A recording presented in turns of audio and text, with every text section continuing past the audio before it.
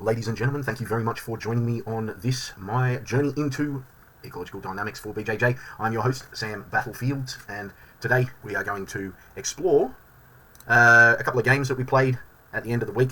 Yesterday's lesson and sort of thinking through things, and yeah, I'm back on, man, I'm in the zone, all that kind of caper. So it was really good doing that video yesterday because, as I said, it put me back in the zone. I worked through some sort of mental problems that I have, and yeah, ready to go into this session. So we did an interesting one today.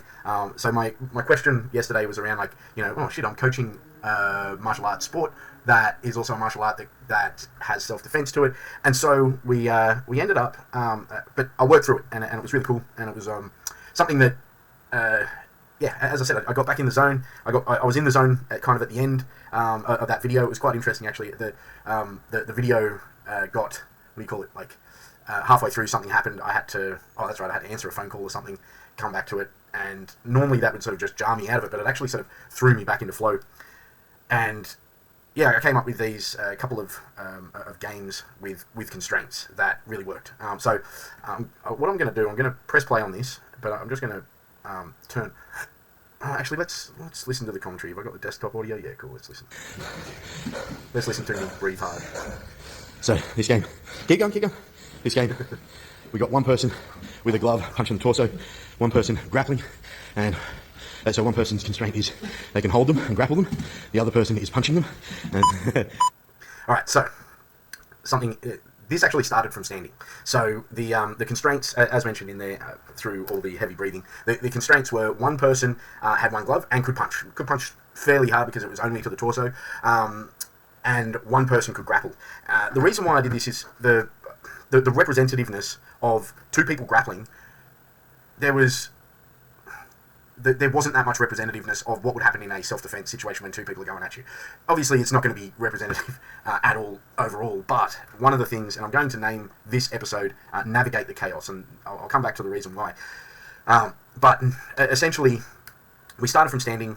One person could grapple. One person could only punch with one arm. They could hold on with the other, but they were only able to punch with one arm. The glove actually made that kind of fairly... it made it a requirement, essentially. And what was not shown in this video, but what was kind of an emergent behaviour, was something that...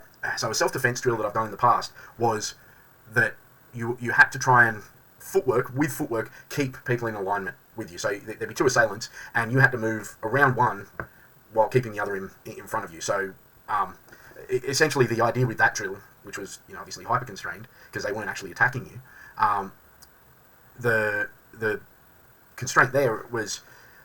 I kind of lost where I was going with this. No, so don't worry about it. I'm on track. So what tended to happen was you were able to use footwork to sort of keep them at bay. But what the grappling thing showed was, as soon as you got sort of caught, someone could grab your arm and then navigate around your body, and then you were kind of fucked. Whereas in a self-defense scenario, for the most part, people are going to be trying to throw hits at you, right? They're going to be trying to get opportunistic hits for the most part, right? Now, I could be wrong, but that's how I would see an untrained person. A trained person would probably go about it a bit smarter, but in that case, they're probably not fighting on the street, right? And we've seen countless examples of this where, there was the video that went viral of the guy in the valley, in Fortitude Valley, and there was the two fucking gronks, kept on trying to flank him, and he was able to just keep them in his range of view, so they couldn't flank him and get a hold of him. And then he pulled out some sick fucking kick, and it turns out he was like a kickboxer and MMA guy or something like that.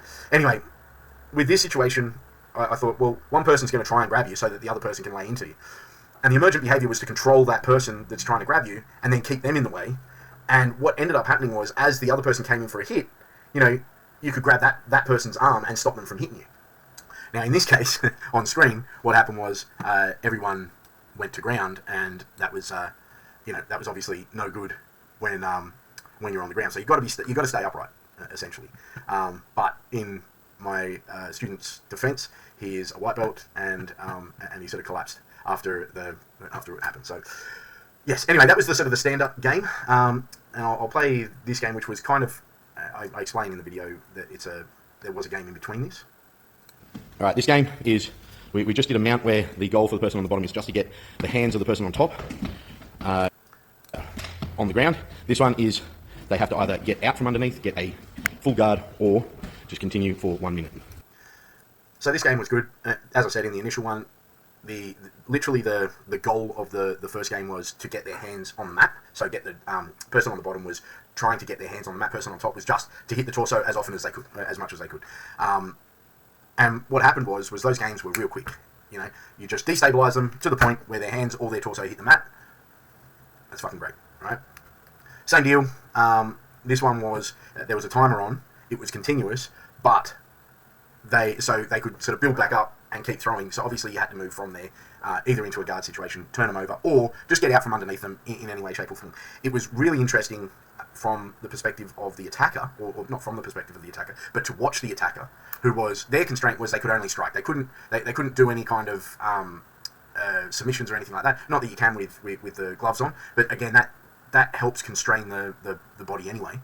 In that you can only really strike, because if you try and start trying to get things around, it is actually quite difficult if you've ever done it. So the emergent behaviour, as you can see on the screen, was you kind of get in a self-defense situation and an MMA situation, which I recognise MMA as the closest thing we have to a self-defense situation, and where someone is absolutely trying to hurt you, and you're absolutely trying to defend yourself and end the confrontation, and that requires an offense, right? So through this, we played this game, between four of us. We swapped over. And it was really good seeing the varying emergent behaviours. So, for example, there was a part where Will was doing this, and he did this to all of us, and then moved up the body, oddly enough. So, because the only thing that you can really do is kind of hit, you might be able to hit the back of the head, but then he started to move up the body, and he would have then broken the posture. So that way, the hits were just inconsequential at that point, and then he was starting to work, to get out from underneath. This is something which I would say, no, I'm going to leave it at that. It's a game that you kind of have to play. The constraint of having only punches is a constraint that I would say very representative of a self-defense scenario. So because if you're a trained fighter / grappler, you're unlikely to be fighting in the street. So if you found yourself in this situation, it's probably because someone's blindsided you and they've landed on top of you, and you need to defend yourself by getting out from underneath in any way, shape, or form while they're raining down punches. The best thing about that is that people are likely not going to have any other weapons other than raining down punches, right? In this scenario, unless they're a trained person, and then if they're a trained person and they're on top of you and they're better than you, then you're fucked, pretty much. So, but yeah. So, and what we're talking. So this is why I talked about navigating the chaos.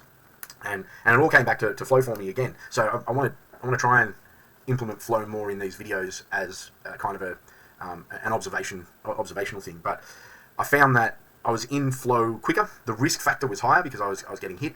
Personally, I wouldn't have minded taking punches to the face, except for I have a wedding today, and I don't really want.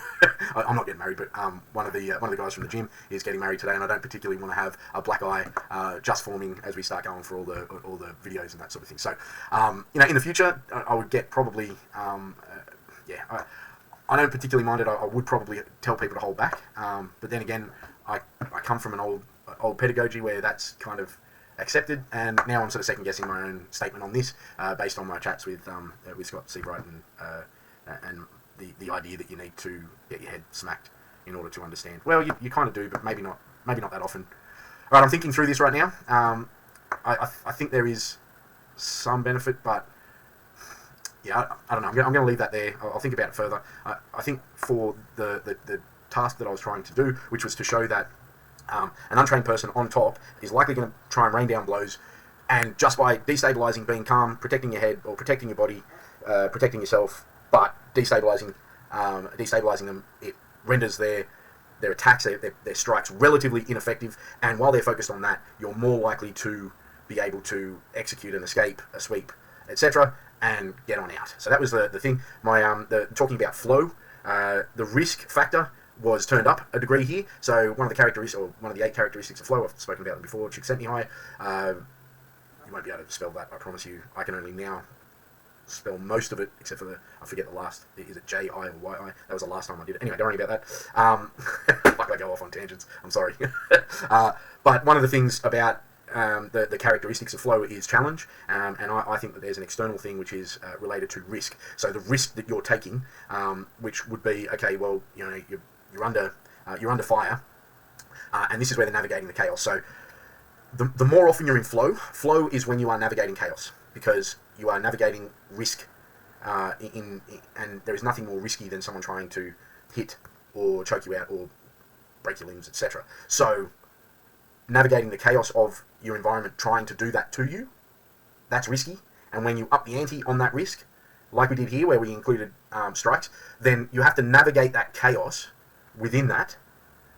And in a self-defense situation, that chaos is probably way out of your control. But if you're able to, or if you're regularly in the chaos enough that you're able to get in flow states in a smaller level of chaos, when a self-defense situation happens, your flow state will, you'll more easily get into a flow state, which will make you calmer, which will likely give you the better outcome. I'm going to work on this as a theory, but I strongly believe it. Anyway, this is Sam Battlefields. Thank you very much for joining me on my journey into CLA for BJJ. Like, comment, subscribe. Definitely comment any questions below. I am keen to hear what you've got to say. Thanks very much. Cheers, peace.